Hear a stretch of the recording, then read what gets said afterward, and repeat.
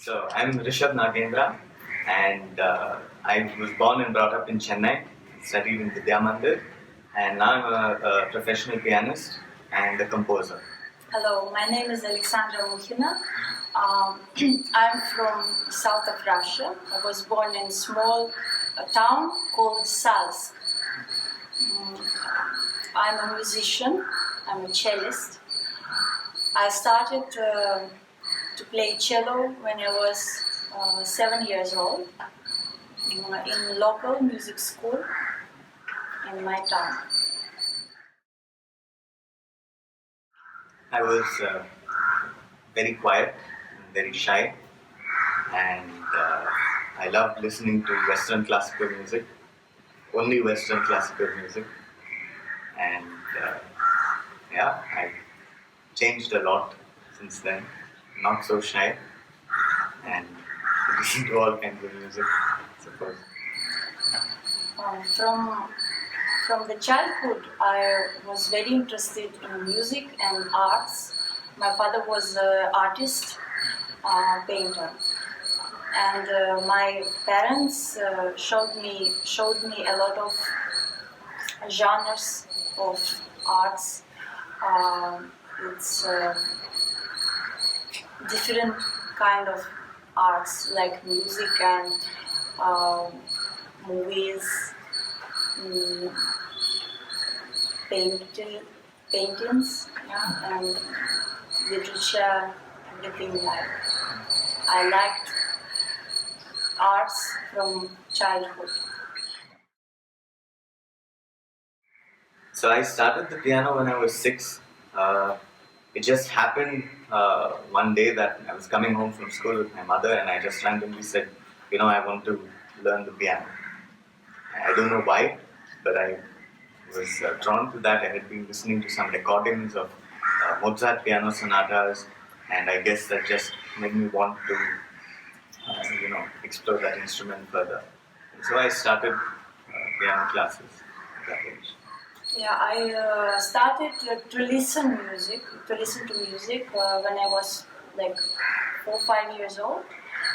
Nobody asked me. I just started. There was so many recordings in my town, in my home, in my house, and I started to listen to different recordings of different players and musicians, and it must be this. That's why I started to show interest.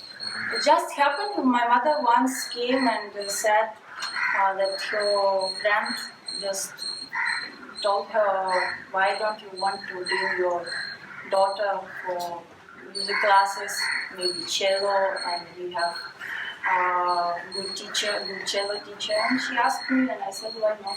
And we came to school, and I started. And after that, I started to really love my instrument. So my first piano lessons were in Chennai with Kriti Ravi Kumar, and I basically studied with her till the end of my schooling. After which I studied. I took a break after my school, after my 12th standard, and spent a year preparing to join conservatory. And after 1 year, I was admitted to the St. Petersburg Conservatory in Russia, where I really got my first taste of professional classical music education. And I spent 6 years studying there. First, I started my education in local music school in Salsk. After that, I went to professional music school in the conservatory in the city called Rostov-on-Don. It's about 3.5 hours from my town. And then I started seriously, professionally. It was pretty hard, but I wanted so. And after that, after I finished that school, I went to St. Petersburg Conservatory, and I did all my exams, and they took me as a student there 5 more years. So full time, I suppose I never really realized that music was Western classical music particularly was ever a career path. So it took a long time to realize that. And I guess when I was in my 9th standard, I really had sort of decided for myself that this is what I'm interested in. And I had already found out about the St. Petersburg Conservatory, and for some reason it fascinated me and I wanted to go there to study. And I told my parents, look, after my 10th standard, maybe I can go and study. And everybody was like, no, of course not. How can you not finish your schooling? And all this was like a big unknown for everyone. So I had to finish my 12th standard before I could go. But it was around that time, around 9th standard, when I really decided that this is for me. I think since I was 5 years old, I wanted to become a musician. I wanted to learn it seriously, but cello, I think maybe from 12 years old, I really knew that I want to be a cellist, a professional cellist. So we studied at the St. Petersburg Conservatory. I never met each other. Yeah, till the very last year. So we had been studying there for years, and we knew practically everybody, and somehow had never heard of each other. And had never We just walked.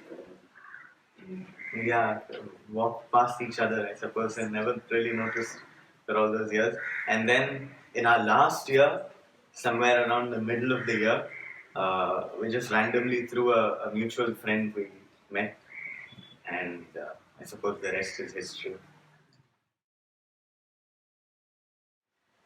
After we finished conservatory, Rishabh went to India because his visa was finished. And I was staying in Russia. I had some work there, and for 1 year he was in India, I was in Russia.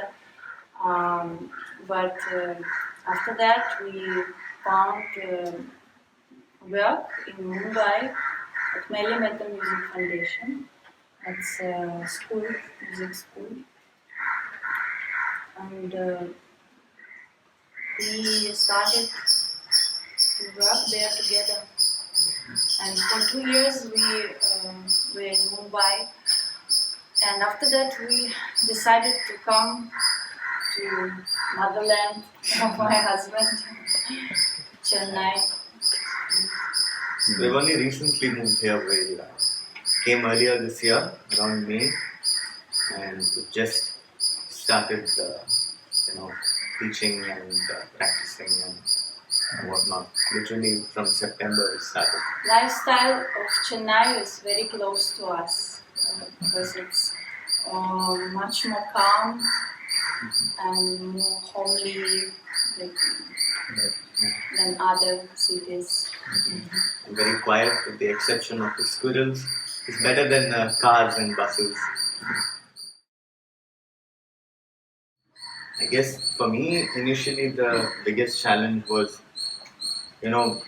being born in a place where Western classical music was not really, uh, not really mainstream. Like I had to sort of hunt it down myself, so to speak, and certainly not something that's considered a career option at all, because it's nobody knows, what do you do, how will you earn money, how will you survive, what is all this music, Western music business. I mean, so it was all unknown. So it was a big challenge for both me and my parents, who uh, really, I don't know, if I were in their place and I had to send my child out into some completely unknown field, I don't know how I would have reacted in maybe the same way, but that was quite difficult. And then when I went to St. Petersburg, it was my first taste of professional classical music education, it was very different from anything that I had experienced before. It was like full time, extremely serious, very strict, very demanding, and took a long time for me to get used to it and adapt to that pace and that whole atmosphere. It was so different because going from a place where very few people understood Western classical music to a place where it was like everybody knew about it, everybody appreciated Western classical music. For me, a big challenge must be when I left my house first time in my life and went to that professional school in Conservative for children. And I was there alone without my parents. This was when she was 14. Yeah, when I was 14. I was not youngest teenager. I was like some of my friends. They started there since they were like 11 years old or even 7 years old. So, yes, and it was everything was new for me and so much information I got at the same time from all sides. So it was pretty hard, and all that preparing before I went to conservatory also. That was a few years of challenges every day. Yes, we take individual classes in cello and piano, and we are looking to take group classes for children as well. Entertaining classes for kids to sort of introduce them to music and art with a focus on Western classical music, and trying to design a course that for the child will be extremely entertaining and fun, while at the same time providing them with the foundational training in music, a sense of rhythm, of pitch, some singing, an understanding of the different kinds of instruments and the different styles of music.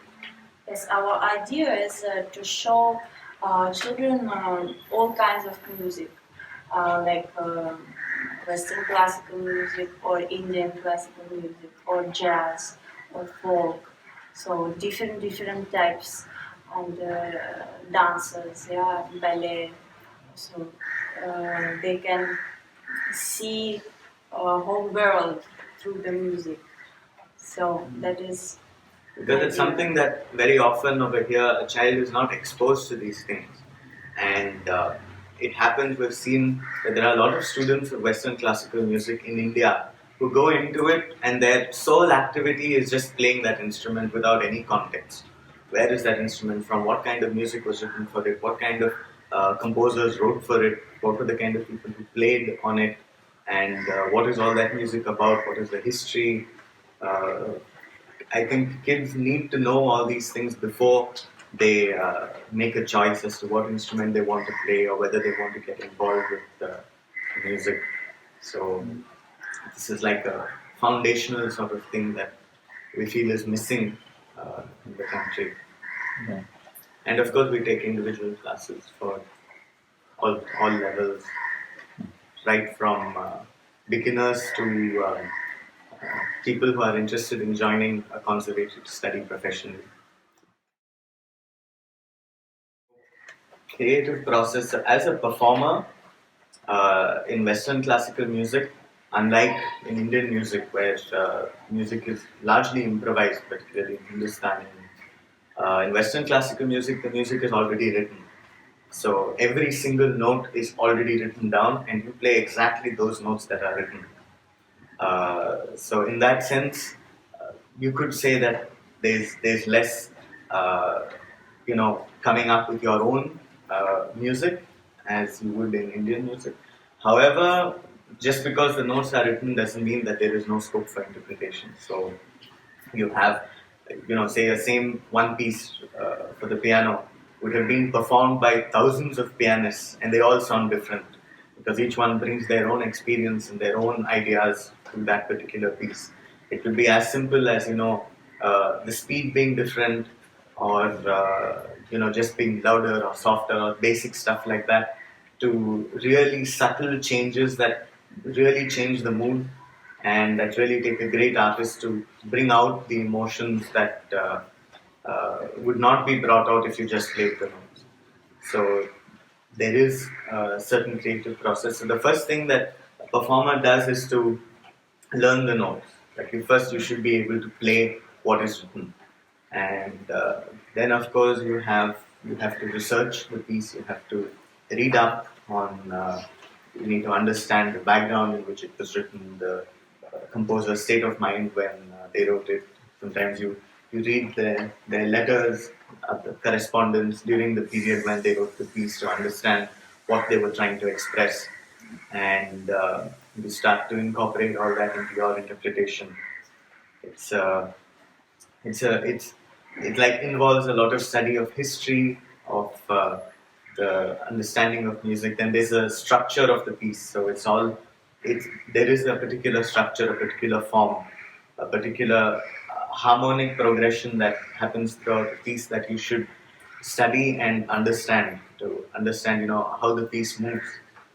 So all these things are what one thinks of. And of course, there's one thing about music that nobody seems to realize is that it seems, very glamorous, interpreting music, musicians. It's a lot of work. It's a lot of physical work. It's like a sport in a sense. Like when you have to learn to play something, you're literally training your hands and your fingers to Muscles. yeah, your muscles Body. to move in a particular way.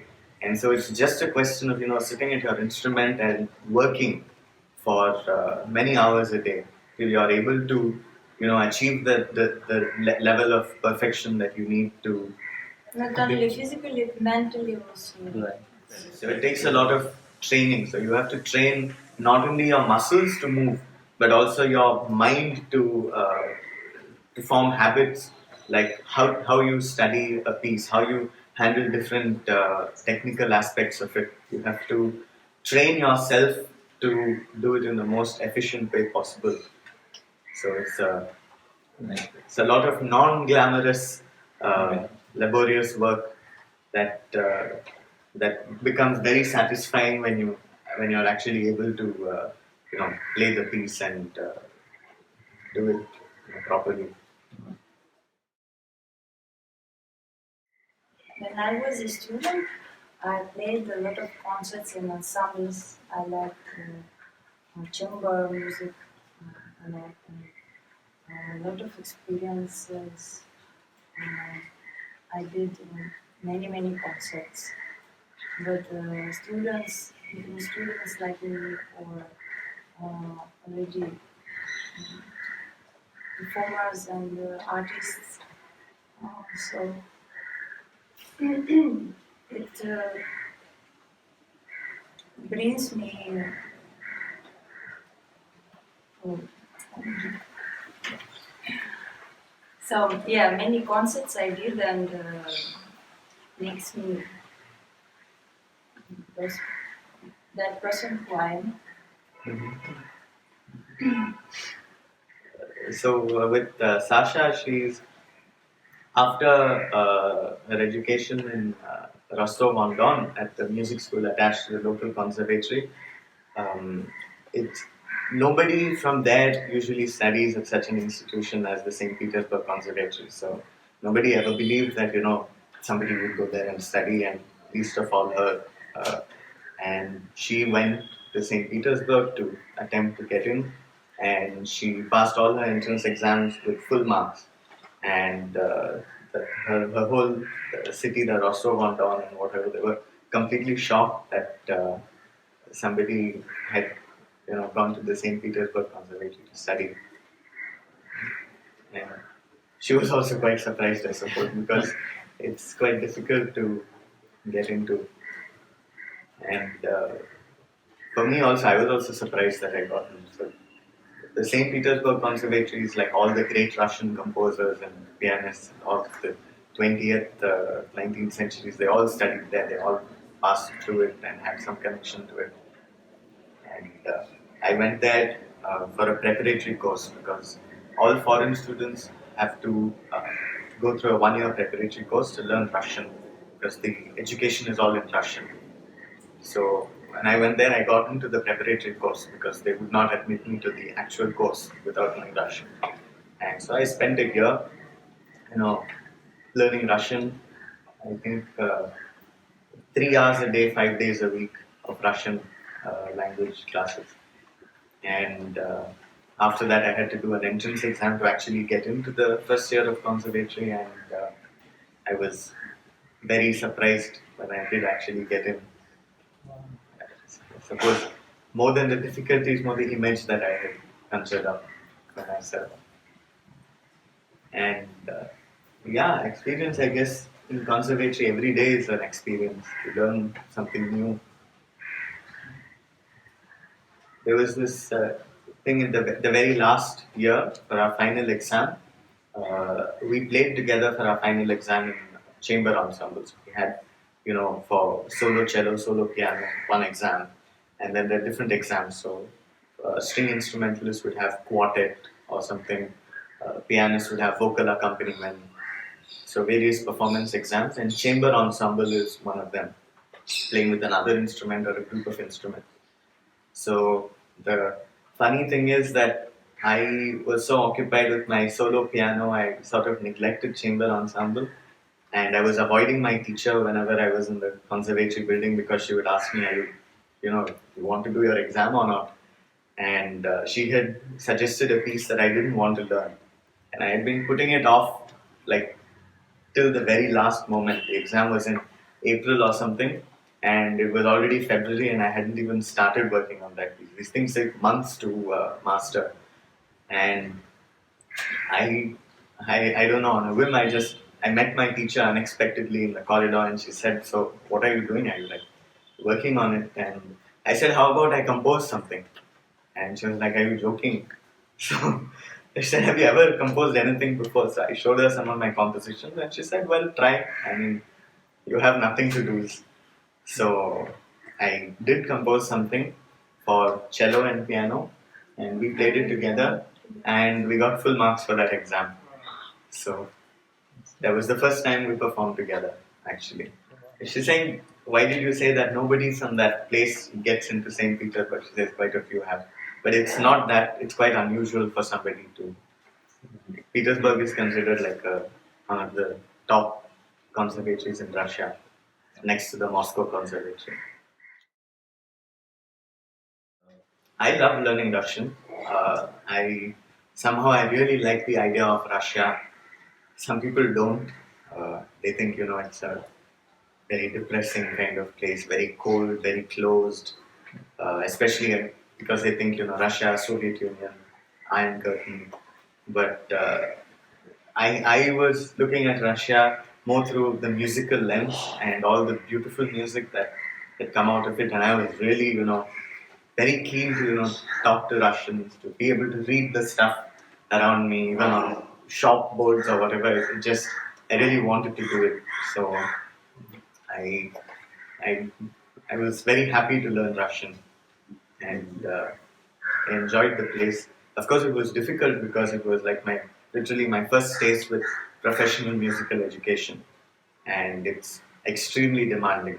So it's like uh, till then, like you play a piece and it's kind of okay, and there are some mistakes and whatever. But over there, I started to realize that, I mean, if you're playing something, you have to be responsible for every single sound that you produce on your instrument. Everything has to be under control. You don't just sort of kind of learn it and then, okay, it went well. You're in charge. Every single thing has to be planned. It has to be thought through. Every single, you can't make mistakes. Like the first thing my teacher said, don't make mistakes when you play. Don't make a mistake. And I'm like, what do you mean? I don't make them deliberately.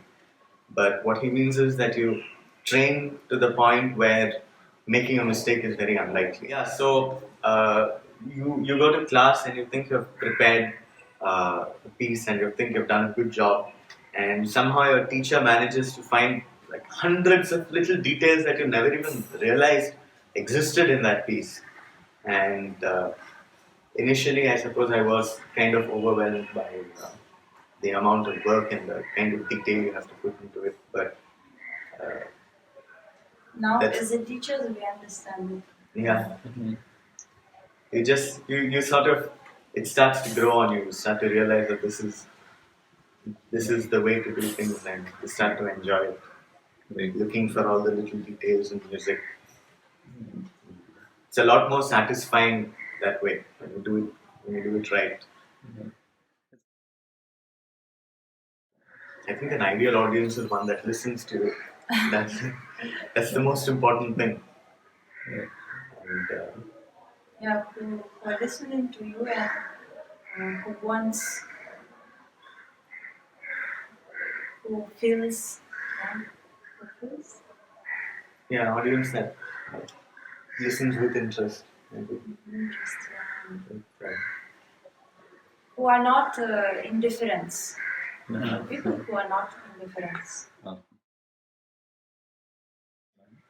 She's probably the one to answer this question because if she's performed in St. Petersburg, she's like performing practically every day somewhere.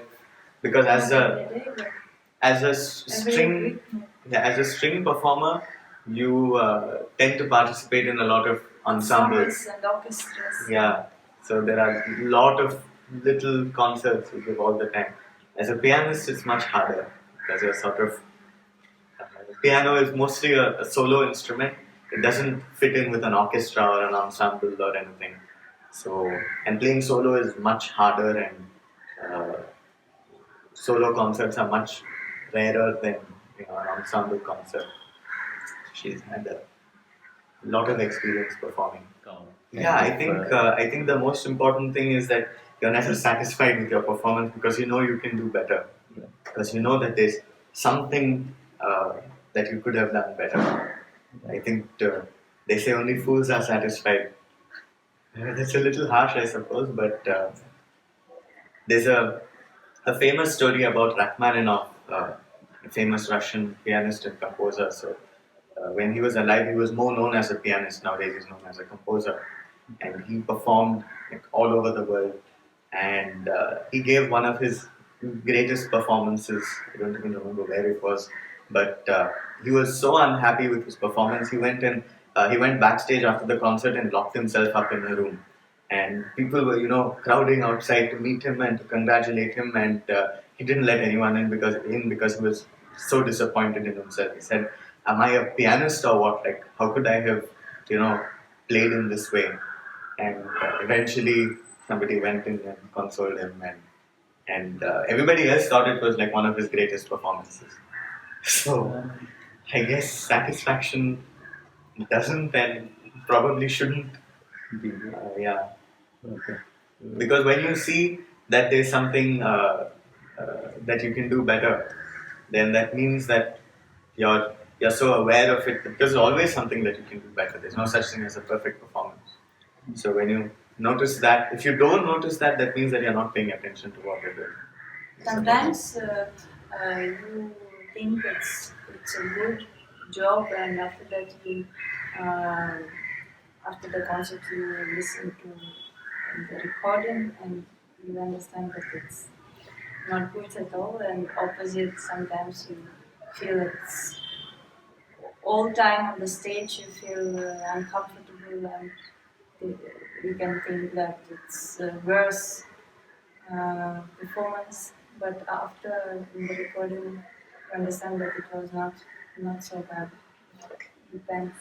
In fact, what I found out, my pattern is that whenever I thought it was an awful performance, it turned out to be good. And whenever I was happy while playing, I thought, okay, this is going really well. It turned out to be not so good. Because your attention when you are like stressed and yeah, when you feel okay, this has to go better. I have to. Yeah, your attention is better. When you relaxed, pretty relaxed, and you think that everything is going good, it's usually not so. That's from the point of view of the performance. I mean, I suppose it is satisfying when people come up to you and say, they enjoy it and it really moved them. So you're working for the satisfaction of the public, not for yourself, in a sense.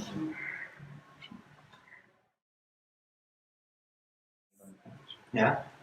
Who doesn't? There's another famous story. I don't know if that's going too much off topic. No, absolutely. Please.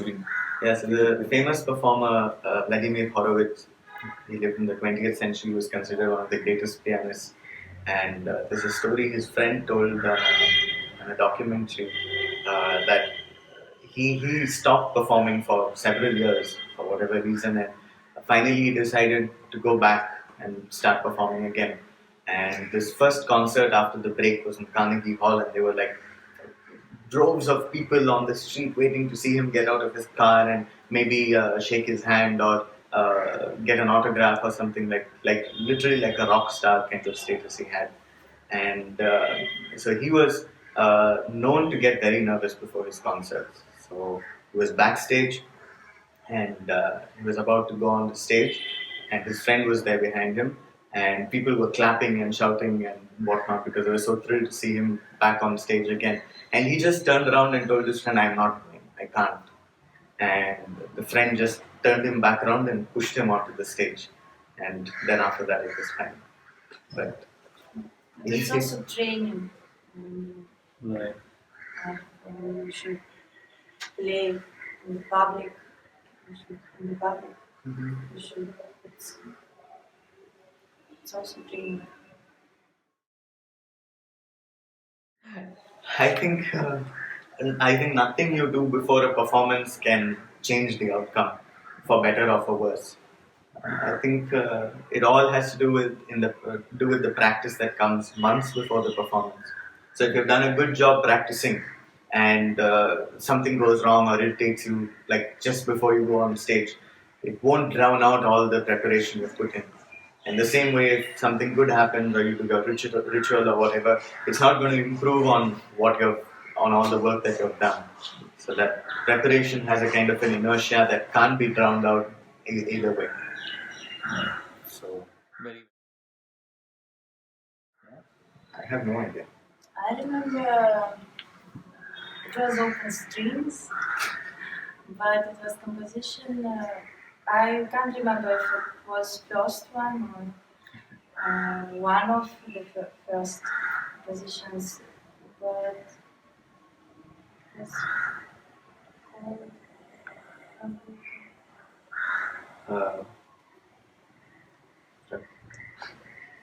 Like a walk.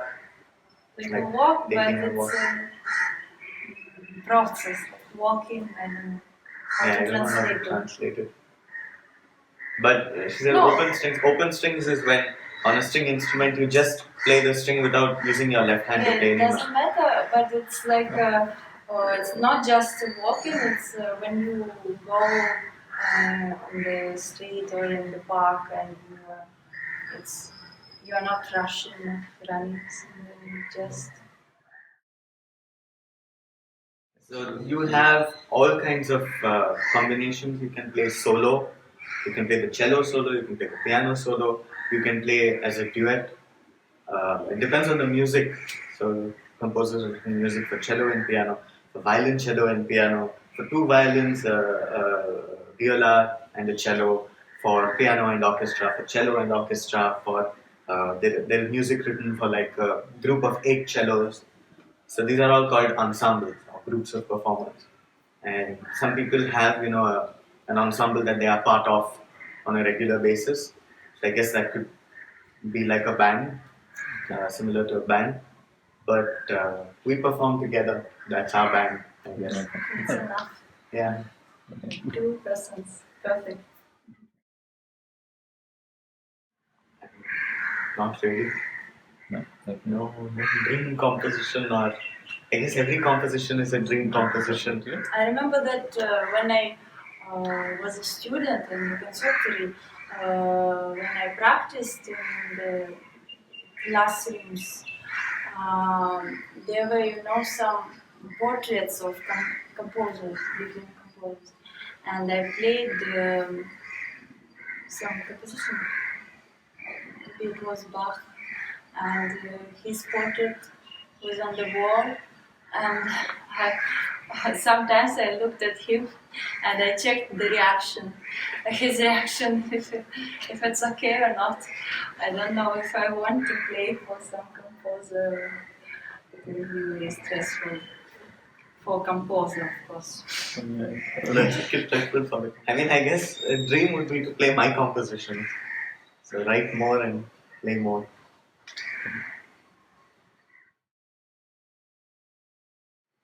We like to fight.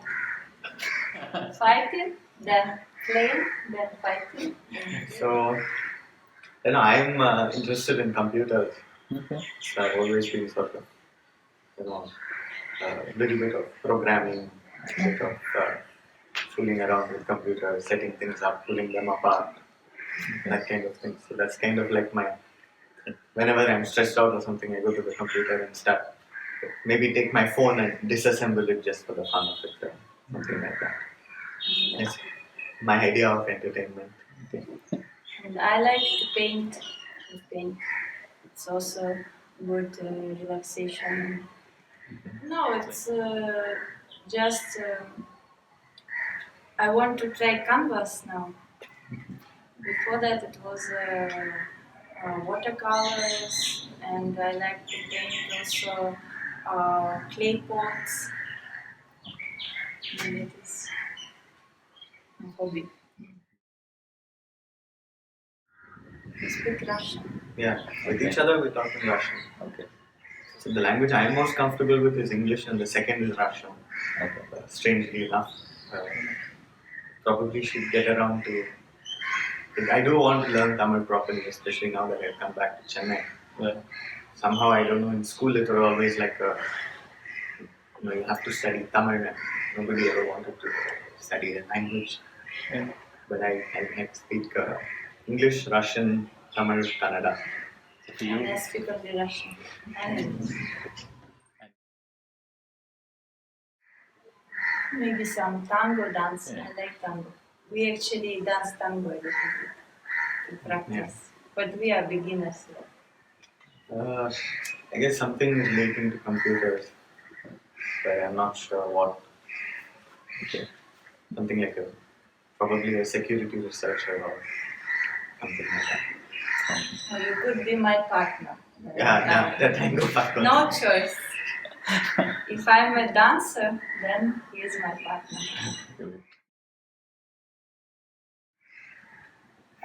We do yoga with Rishabh's father. That's about He it. is a yoga teacher.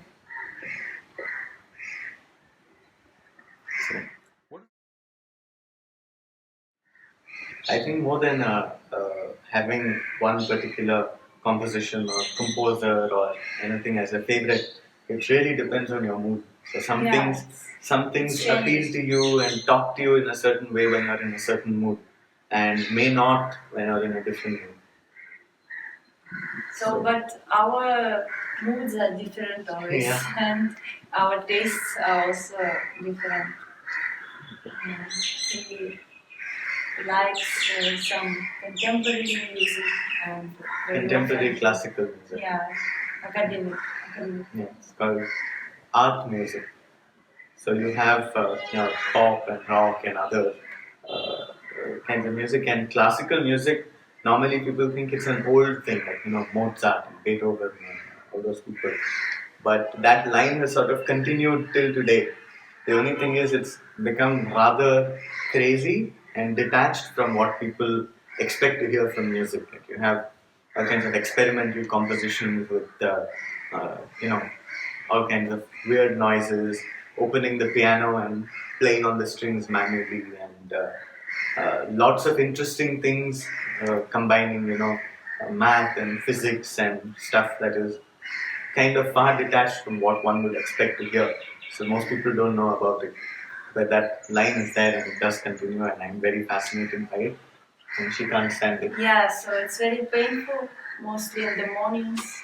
It's When I switch on some music of that sort, and she's like, "Oh, come on, why?" I like jazz. Okay. I can listen to jazz very often. It's something that brings my mood always on the up, Mhm. up. No, so the thing is that uh, often there's this misconception, I guess, with a lot of people that you're a classical musician, you probably listen to a lot of classical music. That's not necessarily true. So I am kind of unusual in the sense that I listen to a lot of music. Like I guess that's the composer in me. I just want to listen to a lot of music, analyze it, figure it out, listen to a lot of new music. But most performers are not necessarily. I mean, you're playing music for like 6 to 8 hours a day.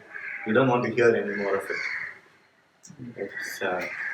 It's the same kind of thing that makes people believe that when you're performing, you need to enjoy your performance. Of course, you do in a way, but if you're feeling what the music is saying, then that doesn't mean that you're necessarily presenting the music as it should be presented. So it's more like an actor, in the sense that the actor is conscious of the fact that they're acting, and just because they are not feeling the full, I don't know, the emotional impact or something of the role doesn't mean they're not delivering it.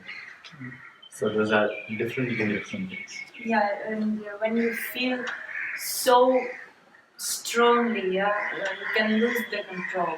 That's why you should always to be in a balance. Right.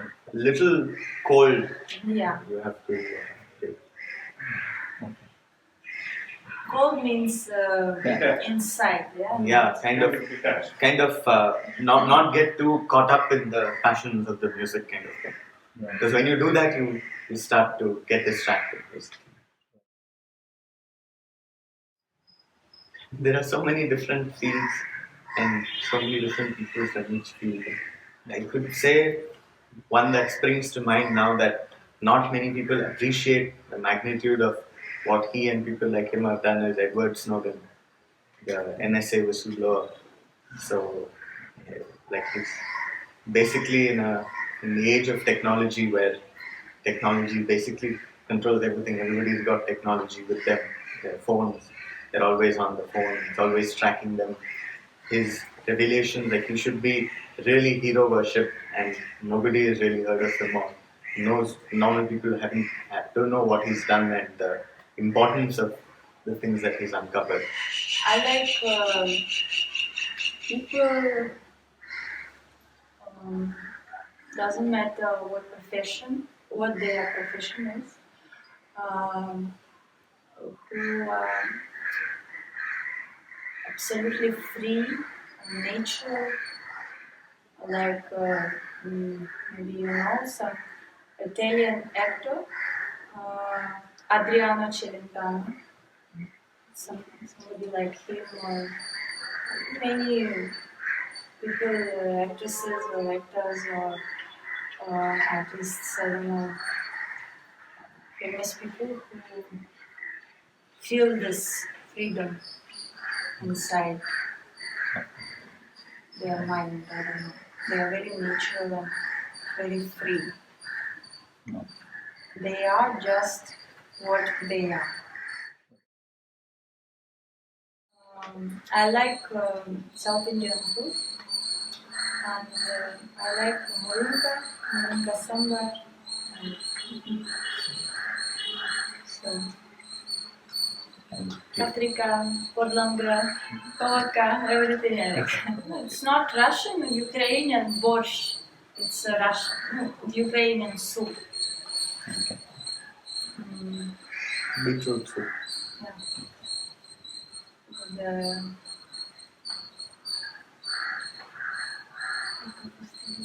The cabbage. Yeah. Lots of vegetables. You can cook vegetarian dishes. My parents-in-law like it very much. So me, surprisingly, my wife loves South Indian food. I also love South Indian food, but I tend to gravitate towards the more simple kind of things, like just mashed potato with butter and sauteed or steamed broccoli, and I just love that kind of thing. Very basic, simple stuff. We're not scared of anything.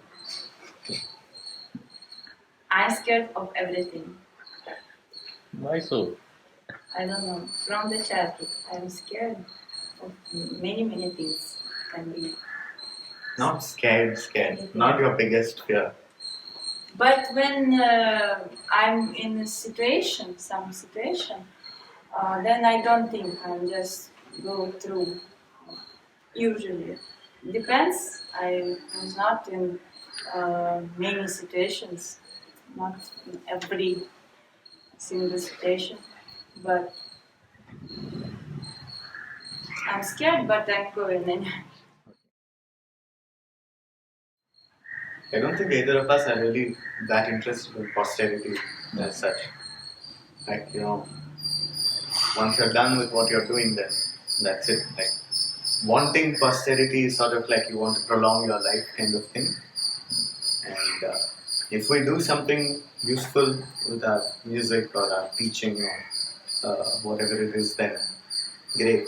But I think it's more important what we do now rather than what we want to be remembered for later. Yeah, I agree that for me also more important what my life will be. Not what after. Not so important what will be. Anyway, people are remembered for all kinds of stuff that they never expected that they'd be remembered for anyway. So it's not something that you control or. Very true. Good. Anyway, we are already here and we already said and Already have some influence on the world in some way. yeah, somebody has influence from us, and we have influences from somebody, and that is the most important.